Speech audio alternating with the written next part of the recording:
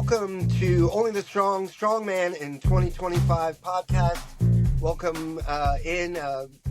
We're telling the stories of strongmen because we all know that strength isn't just wielding power, but it's also grit, grind, passion, and perseverance. And there's nobody I know that reps that more than my man, Brian Whiteley. Thanks for coming on. Thanks for repping Satellite. And we're just going to wrap a little bit today and kind of set up our conversation. So let's just take it from there, yo. So we were Awesome. talking about Texas and the what it is to like try something new, and like break new ground. How's that going down there? I know we're both like Midwestern guys. I know you have upstate roots, and I have Ohio roots, and you have some Indiana roots. So we're used to a different mindset than the New York mindset. Tell me how that is going into the Texas mindset and bringing your whirling dervish of art and fun and fashion and your world to Texas.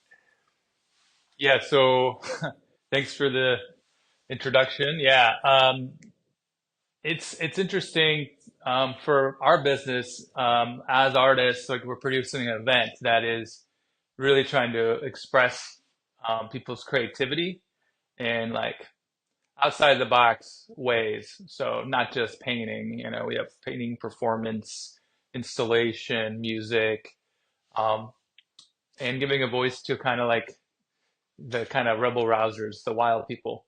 Um, and so to do that, like That's we typically, yeah, go ahead. rebel risers, all rebel risers. So I'm sure we can get them stoked up, right?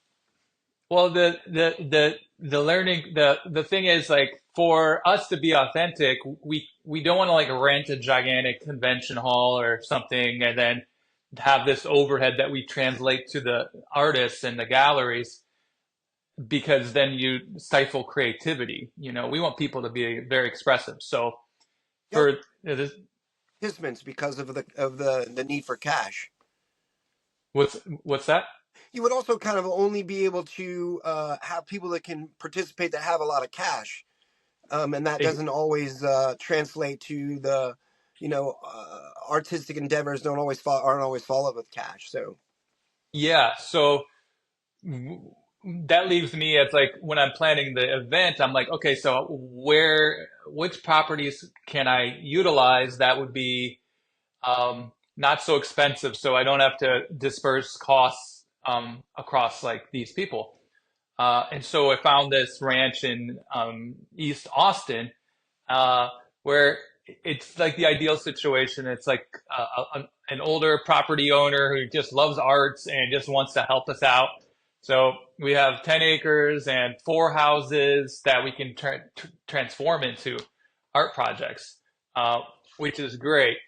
Uh, but like, it's funny when you're like talking about creatives and like everyone, they have these unique minds about this and that. But if you try to tell like an artist, like, hey, I want you to take over the living room of this house on this ranch, it's really hard for them to process that. Like for me, it's like, oh yeah, of course, I'll go take that over. Like my ideas start going. But if you're asking, someone, hey, I have this kitchen here, do you want to like turn it into something? Or it becomes weirdly challenging for some people.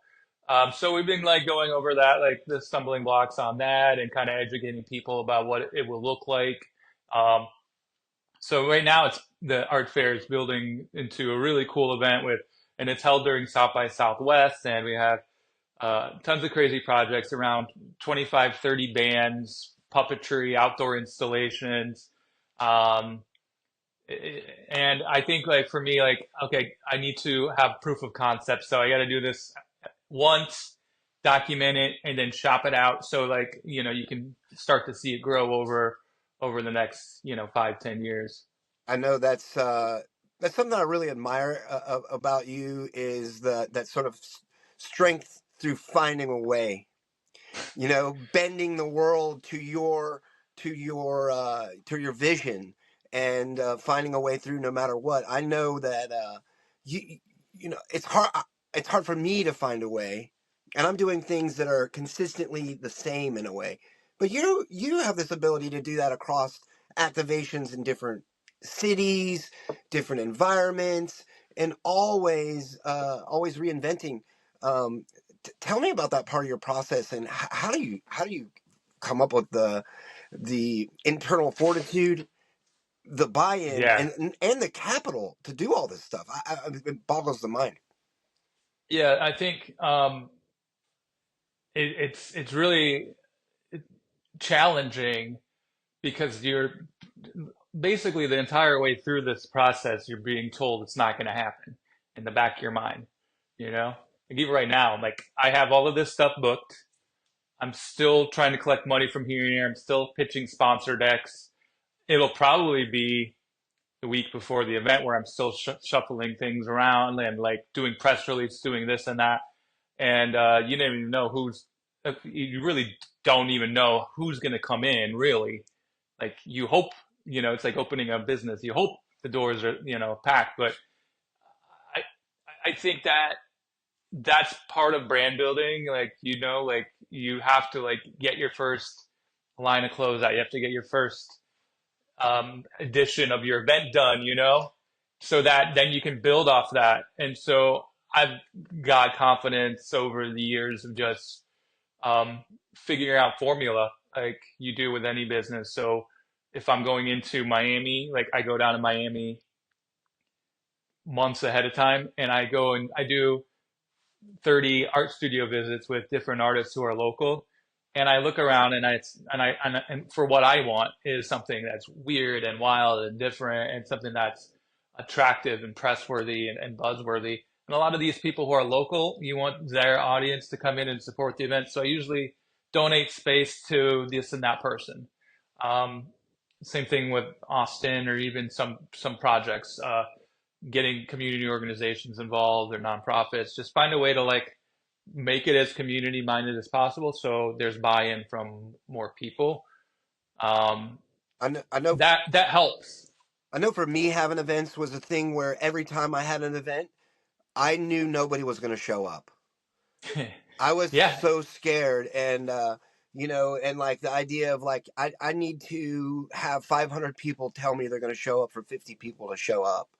And so I think if you don't have that mindset that you're going to be on the stage completely buck naked, you're not going to have the absolute fright that you will not let that happen, to work so hard in order to make sure that that your event and your brand gets seen in the light that you're looking for. And I love that like idea of making sure that your first splash in the water, that first ring that you make, is that local ring, right? So if you make a big splash with a local ring, their ripples go out into the ethos of like-minded people, and they're talking about it at the water cooler. Oh my God, like I got this space at Brian's place. You should check it out. And yeah, that's how that kind of, I feel that's how I kind of always dealt with that. yeah. I mean, I've had situations with like too many people are there, uh, and it's like a young rapper who is performing at my event I don't know about, but they have 600,000 Instagram followers, and then they came into my event in Miami and like basically shut down the whole thing. There's people climbing through windows, and I have to go on the stage as the director of the event and like shut it down. And I have just a crowd full of kids throwing stuff at me, and I'm like literally the old white lame dude like shutting down the party. And and then I've had like the coolest events with like people destroying a car inside of a house, and there's not enough people there. You're like, looking around like this should be like everyone should know about this. This is insane.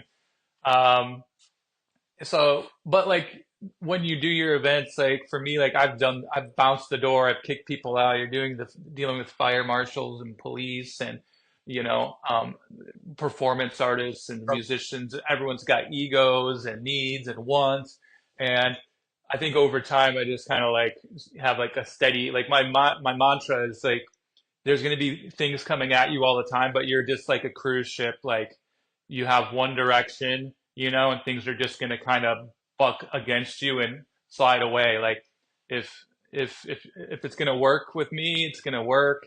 And if, then you're going to get on the boat and we're on the same path. But I don't try to like let distractions happen that are unnecessary anymore. Um, I know for me, part of what I did was have good people around me making the thing function, whether it be the door guy that I trust, my staff, a good bartender, so Yep. that by the time the actual event came, I really focused my attention on the talent and making sure that their perspective is good, because I know that if the talent speaks well of you, that you'll also you know you're going to get more talent that wants to work with you. That's part of your advertising, is to talent Yep. as the high person. And I know that I hated the times when I had to come out and do anything more than set the stage for what's going on. When you have to get involved with people acting out or misadventures. But the flip side of that for me is that those misadventures eventually become part of the bigger story. So, like the fact that you blew up your whole place and had people crawling through, you got eyeballs on it and people talking about it. And even though it's a bummer, there is some. It's all in the it's sort of in the Trump world. There's no such thing as bad press if you can make a scene. If you get eyeballs. I mean, isn't that sort of part of it too, though? Oh, yeah. You always ask for forgiveness later. You never ask for permission. Like I've had That's a great point. Can you repeat that? That was awesome. you ask for forgiveness later, and you don't ask for permission. Mm, Because if you, I mean, that's how I found to be problematic. Like going through the bureaucracy of things. Like, so I've had it, like, I remember in Miami in 2017, I booked this performance group, Non Grata, and they are a wild Estonian group, and they do like fire breathing and stuff, and like they have cans of aerosol that they shoot I've flames out of. done it. Go. Where, yeah. So, anyways, I knew that this was going to be wild, and and we're inside this abandoned pharmacy on the beach, and so the fire marshal comes, and he's like, he's somewhere lower on the rung of the fire department, I could tell, and so I showed him when he arrived, like, oh, here's some pictures of this artist group. They're professional. They're traveled all the way from Europe. And then when they started performing, I could see the guy's face like drop. Like there's fire, there's flames inside. And So he's he's there, so it's going to be his fault if something goes wrong. yeah. So he calls the the fire chief, and then the fire chief calls the events department, and who's signing off on this permit, and there's all these questions. And then like an hour or two later, I'm literally at this bar called the Bikini Bar, and I'm buying all of these people like drinks who were pissed at me, like just saying, "Hey, man, I'm sorry, I didn't know anything. Here, have a dance with one of the ladies. Here's some drinks, just like." And at the end of the night, I had to hang out with them until like 3 in the morning. But at the end of the night, they were like, "Just don't do that again, man." And I was like, "Okay." But I mean, that's just one kind of really crazy example, but you know what I mean? Like you try to get away with as much as you can. I think that's Um, things that's important to point out right now in your process is that because you're not just keeping home games, you have to make these connections each time. Which for me on Orchard Street, we were there for like 10 years, and then on Grand Street, I knew the players, right? So when the cops came to whatever we were doing, I had already donated to them, and oh I had yeah. seen them, got them a coffee, and they knew my guy, which is why I hired, so I wasn't, you don't have to repetitively do that. You can set your local environment at ease. They're like, okay, he's crazy, but he's got this under Oh control. He's yeah, taking steps to mitigate against all the things we need to worry about. He's not an idiot. Where when you totally. come into a new environment, you got to reset all those stages again, and I think that's challenging. It's got to be. It's like, yeah, I mean, people who I knew back 10 years ago have moved on. So You have to kind of know the players who are releasing permits and stuff. That's key for sure. Um, How's Texas? It seems like it would be. I don't know. How Tex, would it be? Would it be well, very regulated? Because I could see it going both ways. I mean, permitting for Miami is harder. I mean, it depends what you're doing. If like for Miami, I've done like public property with tons of shipping containers. I did it right on the beach and had sound stages and stuff, and that was a huge process. And for Texas, um, since it's a private property, it's like it's a little more lax. Knock on wood. Um, but like a lot of the things that they would be looking for to kind of flag a permit, I already kind of know, so I'm able to kind of speak to the permitting language, about here's the occupancy, here's the exit points, here's the sound equipment we're using, here's the hours, like. And so I had to like draw a big site plan of a 10-acre Texas ranch with like the I had to go down, get the dimensions of everything measured. That's where I went and got had the photo Well, shoot. you were able to do your homework, and your years in this industry have allowed you to do that and not focus on that. But here's another question I have for you. You did an event right before the election where you posted the stone, the Trump Yeah. stone, um, and it wasn't long before there was some outside noise that caused that to be not advantageous, not working out in terms of like your safety, in terms of just the hassle of having ill ill-tempered and ill-minded people having focused their attention on your brand and on your gallery. You're now entering in Texas, and you're bringing some elements that, at least from their statewide governmentship, and in the age of Trumpism that's returned, are going to be spicy elements. Let's say, because you are, like you said earlier, you rep the interesting. You rep the those folks that have a voice, and a lot of those voices, trans voices, voices that are not conservative, let's say. I wonder if you're worried about that, or because you're sneaking in the back door this first time, do you think you're going to miss some of that noise? I think um, I don't really think about that. To be honest, I don't. Um, I mean, they could make it more difficult if they really wanted to try to do that with censorship, but it's luckily, I know it's a Republican state, but it is still Austin. I know it's probably kind of leaning a little more right wing now with Elon's and Joe Rogan's and whack jobs down there. But um, for what we're doing, we're kind of trying to capture the keep Austin weird energy, Yeah, really. And I have some pretty provocative artwork that's planned, but uh, I don't. What I found, especially during like a big art week like South by, that these permit people will come in, do a quick walkthrough, make sure there's no like open flames and everyone can get in and out. They're not gonna sit around and kind of check out what's happening. So I'm not worried about the event being canceled, but you could get a wacko like really right wing person to show up that's more. and cause trouble.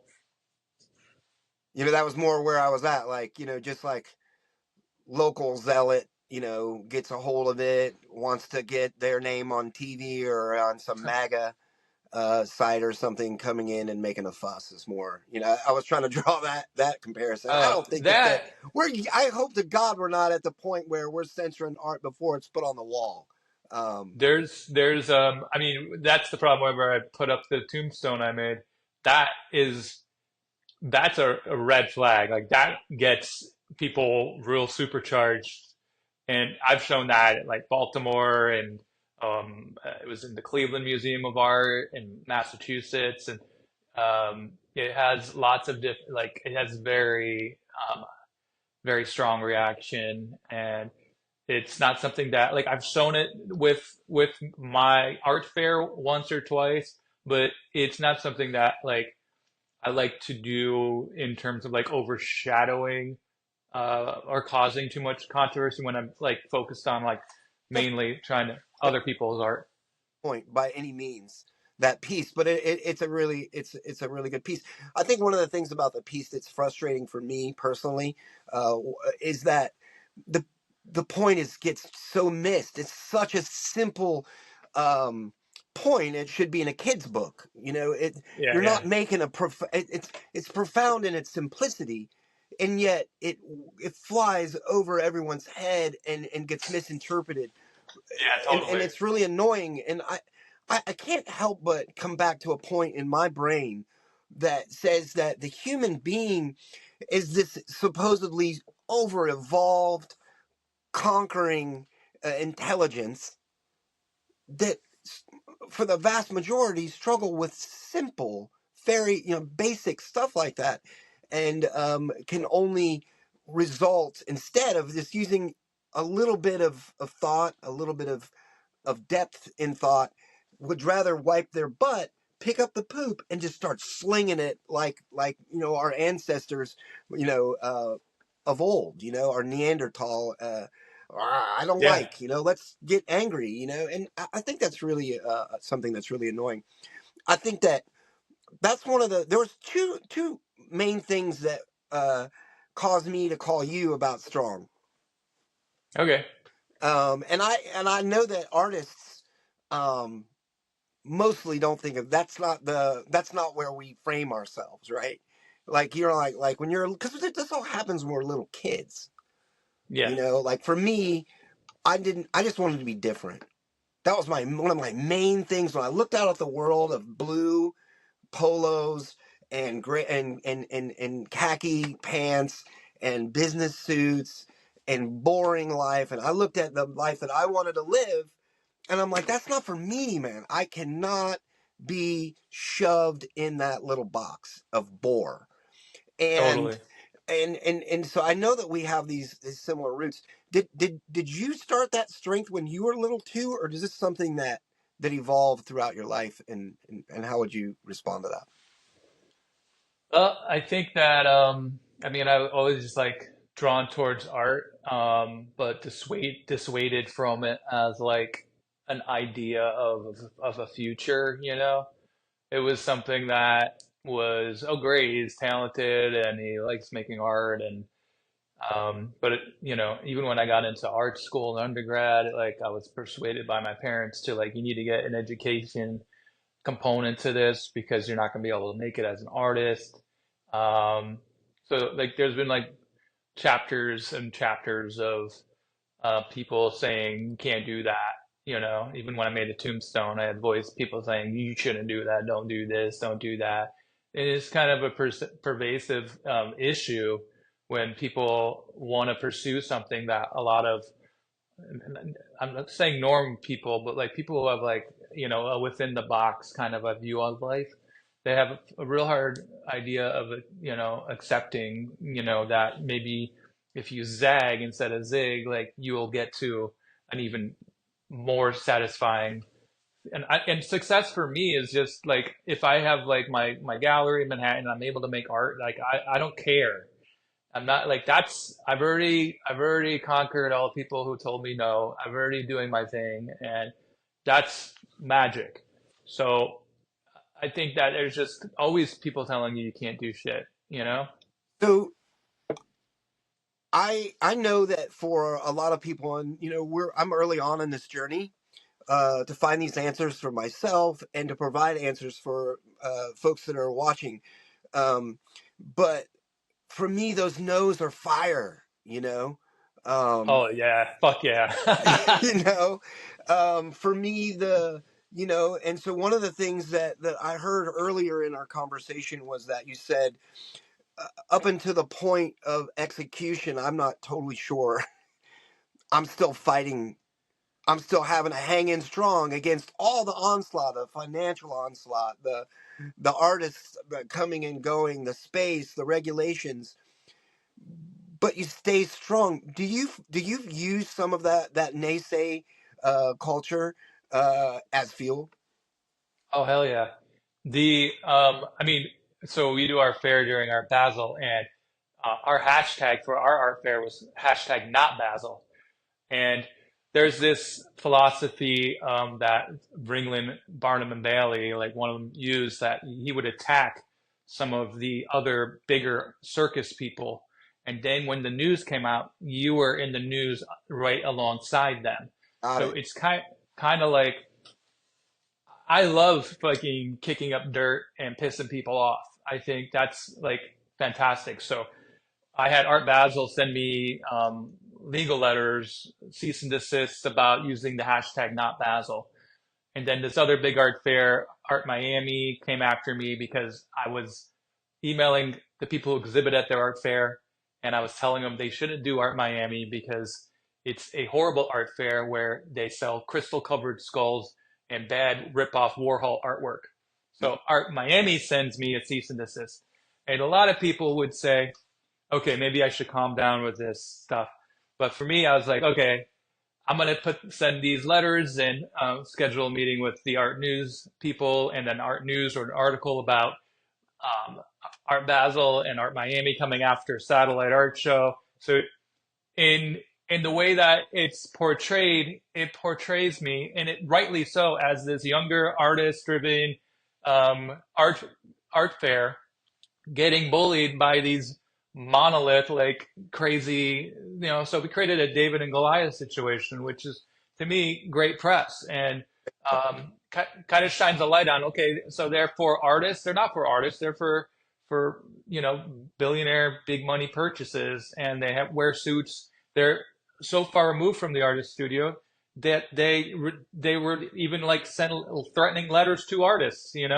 So that was great press. So I guess what I'm trying to say is, yeah, you get fired up by it and you use it to your advantage.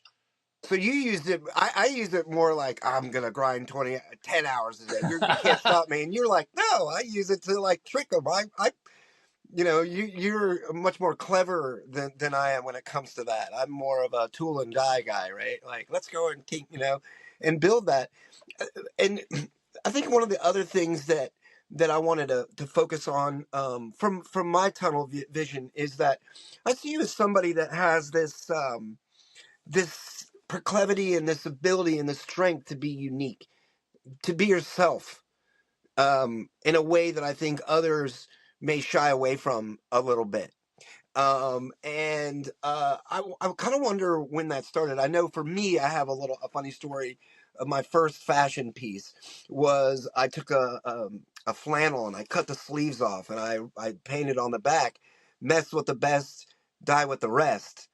And I Yeah. hung it in my locker, and I would put it on, and I would transform into another person, to the point that my teachers took me aside and said, "Listen, guy, you got to leave the mess with the best flannel in the locker. You're just nuts Yeah. when you put that thing on." And I see you, and from a fashion point of view, I see you as having a unique look, and maintaining that look. Where does that strength come from? Is that something that happened for you as a young person? And I just want to talk really quickly about where we're from. It is a very thin slice that you're allowed to occupy as a Midwestern small town boy. Oh yeah. And I ran through it all, but how was that for you? And when did that uniqueness and that strength, that bravery, to just be like, no, dude, I don't conform to that. I do this, and this is me. Deal with it. Yeah, I don't know. I mean, I remember, this is a crazy story, but and this is when I was still living as upstate New York, but it's a fashion related story I just told my son Bruno about, because you start, when you have kids, you start going, wait, he's 12 years old. When I was 12 years old, I was causing a lot of freaking trouble. Like, I was doing bad shit. Um, but Not I me. remember, not you.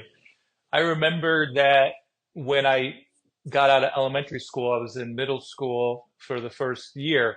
I My parents had this big trunk of clothes in the basement, and it was all like bell bottoms and like shit from the 70s and like late 60s. And for some reason, I just wanted to wear those clothes instead of the clothes that my parents were buying me. So I would go into the basement, fill up my book bag with these disco clothes, go to school and change in the boys' locker room and come out. And I was like a fucking different being in that school, you know? Like people were walking, yeah, people were walking around with, Primus t-shirts and this and that. And I'm just in rocking bell bottoms and like midriff sweater vests and, um, big collared shit. And just I don't know why I did it. Like to this day, I don't know why. I just wanted to go in there and be different in some way, And I mean, I would do that throughout my time. I remember going to Goodwill and buying. I saw security guard jackets, and I bought security guard jackets, and then I would like look official in high school. Not to do anything weird, but like you get a sense of authority when you're out in public and you have like something private security on. Yeah, the So set right over here, August Sanders, People of the 20th Century, and it goes each set, each different sort of person. And yeah, so that is a real thing. I used to, it's odd, I sometimes when you have kindred spirits, you don't know why that really is. But when you have an interview like this, when you bear down on your story, you find these parallels. I used to have to do the same thing, not because my parents had a trove of cool clothes in the basement, but because I was restricted. In yeah, our religion, we weren't allowed to wear shorts. Clearly, I couldn't wear a Primus t-shirt to school. And so that was part of the mess with the best, die with the rest that stayed in my locker, because that came home, it would be crazy. And I began to have a home wardrobe and a school wardrobe where I also would go to school and change into stuff elsewhere. That started off my journey as an yeah, entrepreneur as well, because my parents weren't funding my forming of my own identity, so I had to get a paper route, and that started my yeah. first, like, I You want to be an that, entrepreneur. Yeah, I want to have the autonomy over the way I look. And now that we're older, we also still really crave that autonomy over what we do and what our brands, either my brand by Robert James or my own personal brand, what we represent. And yeah, and I think there's part of that, and that's part of the yearn to stay in the game. yeah.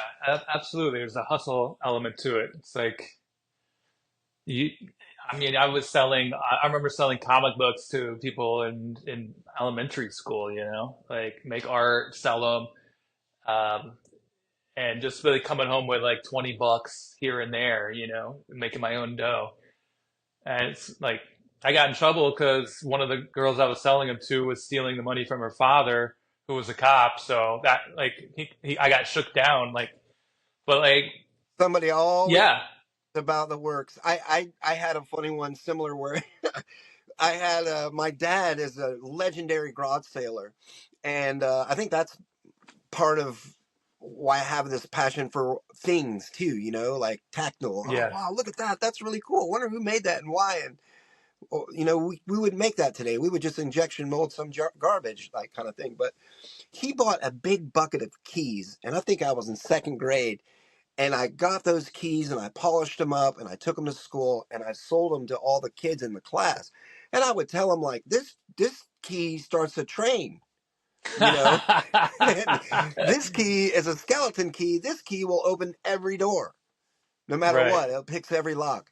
And then everyone, found dissatisfactory results from some of my claims and complained. And they took my stash of keys, and I had to return all the money. So Hell it's yeah. really interesting that we have that connection. Another thing that I wanted to ask you is we I'm getting a little bit 20, 30 years into my career, and for me, success has changed a little bit for me. And I wondered, how do you see success? Because, for example, my brother is a physician, and his career went like this, and then it didn't. And I asked him along the way, like, how do you see what you're doing? Do you understand, the success that you've had? And do you ever take time just to feel where you are, or are you constantly focused here and never notice? How do you respond to that question? I think that when you kind of flatline and start looking around, like it's not good territory. I feel like you gotta keep pushing. Um, I mean, what I've been trying to re-engage with is like I've been writing myself messages about ideas for a long time. Like, oh, I should do this. Like even absurd things. A lot of them are absurd. They're all absurd, weird art projects. But like I'm like now going through them. Like, okay, I got to do this now. I got to do this now. I just kind of like keep pushing things out, keep making things, keep and my mindset in the past 2 years has just been the more you do, the more you're gonna do, the more you can like filter out good ideas and bad ideas. Um, so I think just feeling like a feeling of being excited is like a goal. That's The, like a I, what I hear is you have a forever mindset, and in order to feed that forever mindset, you have to continually come up with new ideas that are either being worked on, being yeah, conceptualized, or being executed, so that yeah, you're in the middle of all those three points of view at all times, so you can never look around, right? Like, you can't define success, because that would be the end. Is that what I'm yeah. hearing? I think so. I mean, the moments of, I mean, for me, like when I'm making art, I'm the most happy. It's the most focused. It's the most joy I have when that's the best. So a lot of the other aspects of building fair and doing gallery shows and networking and socializing is all leading to eventually at some point I'd love to just singularly focus on just making art. Um, so that's always in the back of my mind. um what advice would you give? I know one of the things now is, we have kids and stuff, so I think part of this podcast for me is like my son.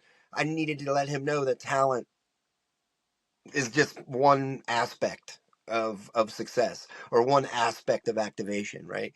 You could be the Yeah, most talented painter, but you don't take a step forward. You never, it's all in your room. You don't show it. You don't activate it. You don't give the 10,000 hours. What advice would you give to somebody coming up hearing this, that's struggling, having a hard time, their last things didn't function well, um, to stay strong and carry on? well, I would say that you have to be persistent and kind of obsessive. I think if you find something you want to be obsessed about, that's something that you want to put in those 10,000 hours. And that, it doesn't matter if you're a guitarist or a computer engineer, you have to still have that level of obsession. And that's the best way to get to where you're going to go. The fun thing in the creative world or the fashion world is that it's a little more fun than doing 10,000 hours of computer engineering, I, in our opinion. I'm not totally sure about that. I Maybe think not. that I think the thing that I'm uncovering is that it isn't for that guy. He's freaked out. He loves it. Those Yeah, numbers are freaking him out, and he is obsessed with getting that code, or whatever it is that he's doing. I think the difference is the mindset. well, you're That also obsessive mindset, rather than the managerial mindset, or the yeah setup that mindset. Like, oh, I can leave that. I set it up, and now it is what it is. Where, no, where the obsessive mindset is like, forward forever. I'm going to continue to work and chisel away at this, at whatever it is that I want to achieve, because you basically set impossible goals. The risk taking is most important, I think, in developing, resilience. And that I think a lot of people have a hard time with. So, even if you're great at computer engineering and you just wind up working for some other guy and you're giving that guy all of your great talent and your ideas, I think what we're talking about is being an entrepreneur in a creative field. It's full of challenges. It's had a high burnout rate, so it's difficult. Like you have to be comfortable being uncomfortable a lot. You have to be comfortable with your anxiety and stress that a lot of people can't cope with. So it's kind of like yeah, being comfortable, being uncomfortable, or what it. I've let a lot of relationships and a lot of bad things happen, on paper to me because I won't let my personal dream and vision be compromised. So it's kind of almost like a selfishness in a way. Oh, okay. You because that sounds like to me that you are identifying your strength can also be a weakness in the eyes of others. It can be Oh yeah, a lack of concern for their point of view and a lack of reality, that they really want to force you into their reality as opposed to you forcing your will on the reality as a whole. And there is that does create conflict.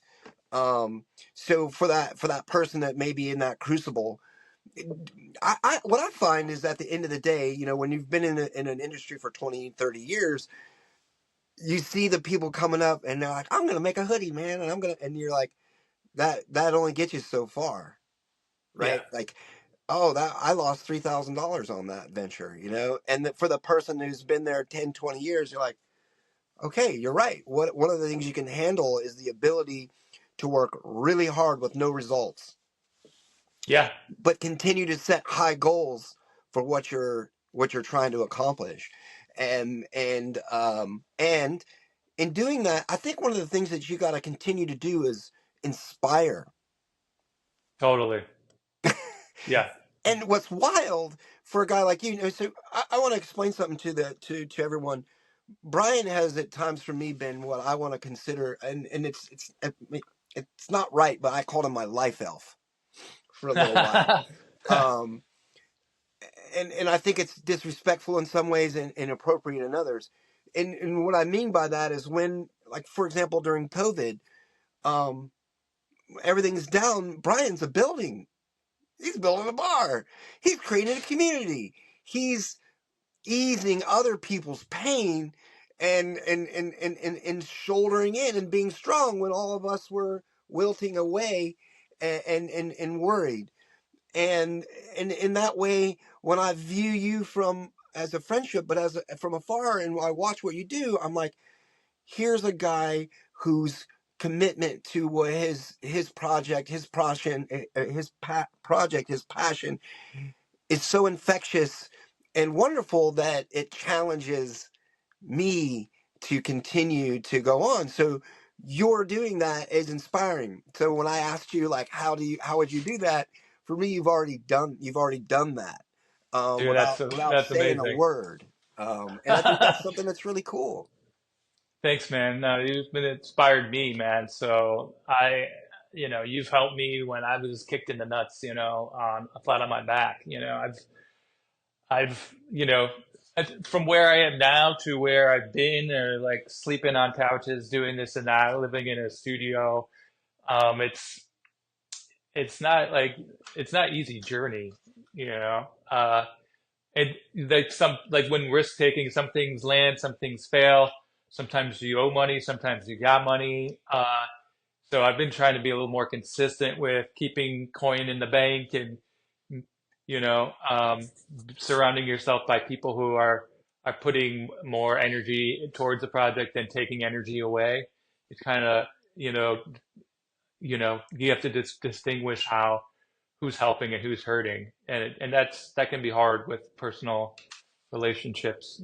There's a wonderful point there that I just want to illustrate really quickly, that for that person that's in the crucible, Yeah. who's in that spot, for these two artists, we're wanting to let you know part of it is this. Yeah. And if you can't deal with this, then you're going to have a really hard time. And Yeah. um, and I think the other thing for us, for me, and I can't speak for you, is that there's a massive feeling of toughness and guilt when I look out at the world that I'm creating, and I'm steadfast in my forever mindset is affecting others. That I'm not proud of that. That's not the Yeah. point. But because I've set my goals clear up here, I know I'm here, but I believe up here is coming. World Oh booking, yeah. is on its It's way. a So I can gambling never have the addiction. mindset that where I'm at. I'm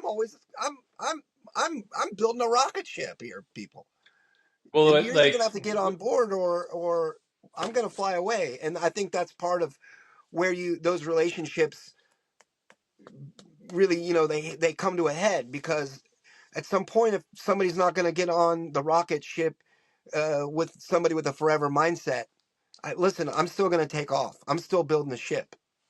yeah, there's when you try to change somebody who's got that distinctive vision, it's always a failure, you know. It's a failure for the person you're trying to change. It's a failure for you who's trying to change the person. Like, I think I guess some Japanese, you know, folk tale about being on your individual path, you know, and if you stray away from your path, like, it's not good for you mentally and emotionally, you know? Like, so you can kind of feel when you're being pulled away from where you're supposed to be going and what you were brought here to do. Like, for you, your calling was, you know, fashion and creating like style. And, you know, for me, like for you, like you provide men with a really important outlet of how they can actually look and feel better about themselves, which not many clothing brands and people do, and that's been a lifelong calling. So for someone to come in the fourth quarter and switch out all the players, it doesn't work. Like the more ideas, like, okay, how do we support? Like, getting people around you to like keep supporting you and guiding your direction, because you know that's just like that's who you are. Don't mess with it. You know, there's just a lot of people that try to mess with it, like, oh, do this, or, oh, you know, it just And on the other hand, I do want to speak to the folks that are at a point, and like for me and you, we have a family, and you have to provide. I've had occasion to do things outside of what I've by Robert James and fashion, and I've actually found it to be a rewarding and learning experience. So sometimes in the micro, you got to do what you got to do. Make sure you bring your mindset to those things too, and learn. I learned video from a job that I had to take during COVID, and I learned some skills on that, and I got some training. You never know where you're going to find some inspiration as well. And so I wouldn't just be open.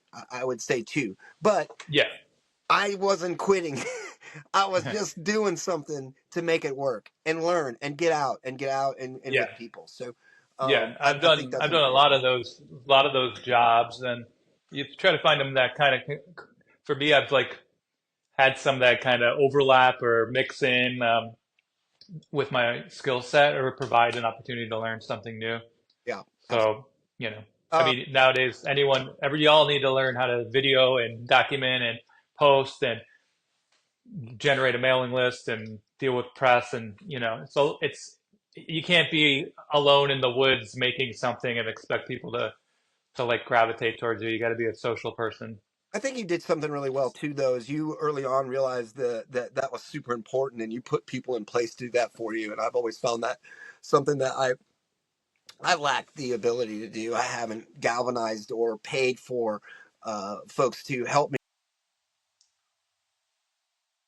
That from your approach is like, this is the reality of what we're doing. Let's produce this well and make sure that I have folks that help keep me on my path and learning that. And definitely, I think video is something really important for me personally. I've found this forum because I don't think that short form is good for me. So I'm trying to find the one. I'm trying to use YouTube because I love this long form. I like to pull a little depth out, and I also like to write and meet and have a little more depth than just like dance in front of the camera, and then that's Yeah, it, yeah. So I think for those out there listening, make sure that you tune your media to what you're good at and what you like. If it bugs you, do something. But I think that in 2025, the big pitch is two things that I've heard that I really love. One, do if you want people to follow you, do cool stuff, right? Like do stuff. You gotta get out and do stuff, or be with people that are doing cool stuff. And the second one is do a lot of it. You need to flood the zone. Yeah. And so those are 2 points that I think are really important as well. Um, there's one other thing that I wanted to add, two more things actually, because we've talked about our relationship so much. I wonder who it is in your life that is your support when times get tough. Who do you turn for, and how does that evolve? Well, my partner Fung, who's like been like spectacular in terms of just like accepting who I am and like championing that. Like that's been like a rock star for me. She's just been a stabilizing force, and if I want to go dress as a clown or um, do whatever, like she'll be there to champion that.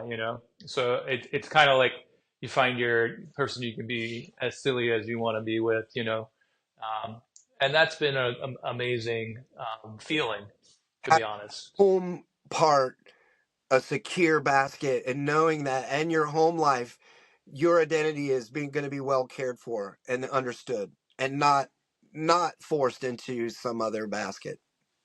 Yeah, and I mean, I'm somebody that needs that kind of, you know, incubation. I need to have people around you that kind of not stabilize, but like if I'm left to my own devices, I wind up, causing more chaos in my life. So if I know like the situation's like, this is how this works, and then I can focus my energy kind of, on creative projects, then it's better for me for sure.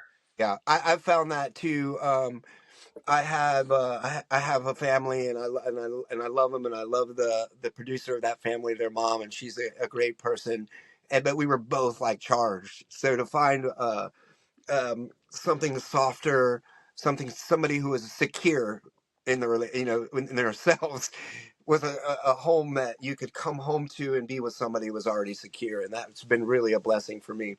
Um, Totally. uh, I have one more question, and then I'm going to wrap for you. I've already taken up way more of your time. You've been so generous with me, as you always have been. Like so generous with me, buddy.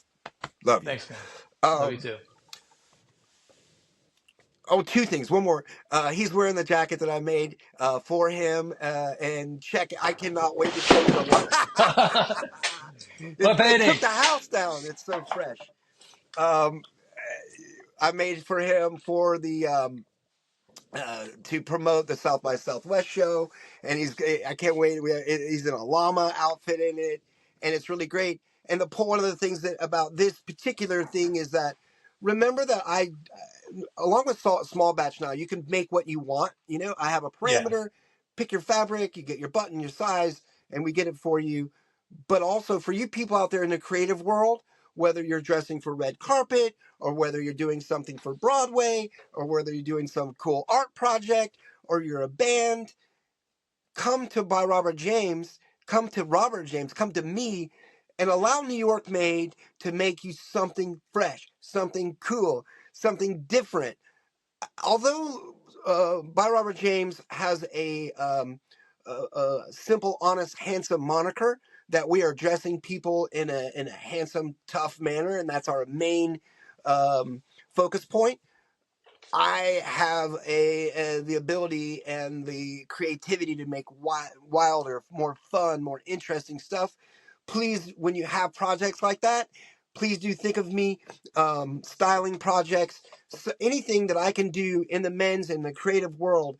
By Robert James is open, welcome, and waiting for your project. So that was one of the reasons I really wanted to include this in small batch.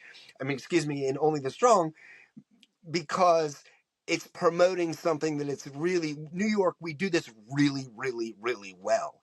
We can make one cool item, and I can, and my factory, who really need the work, they're sitting on their hands right now. It's a really tough environment out there for us. So when you have any of those projects, when you need a custom made suit, when you need something different, we think outside the box. If you think outside the box and you need something outside of the box, please do come to By Robert James and come to me. We will do that for you. Check out William W.'s piece I made for his Cyndi Lauper tour as well. The last question is something I am wrapping all of my interviews with, and that is, my grandmother said, there's never a road so long, there's not a turn in it. There's never a road so long there is not a turn in it. I'd like you to process that and tell me what that means to you. Well, I think when you have the older you get, the more you can see how things change. Like it's funny where I am in life now, being from where you expect it to be to where you are. And I think that she just trying to like make sure you keep on your toes because you never know what's around the corner. So maybe it's a message to enjoy things, or maybe it's a message to persevere because there's going to be a change coming. But I think it's more about like, there's changes built into the equation. I think that that's really interesting. And the reason I love this question is I believe that it reveals the forever mindset. The forever mindset says, in that where I am now, I can go either way because I've already done this before. Yeah. So Yeah. if I happen to be in a wonderful spot, I know that it could turn. And if I'm in a Yeah. tough spot, I know it can turn.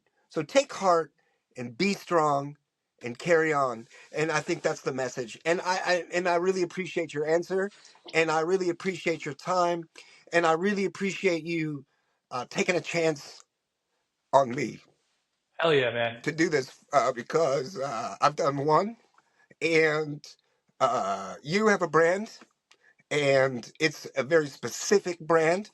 And to come on with my brand and mingle with my brand is a risk for you. And thank you for taking that risk. Thank you for being strong.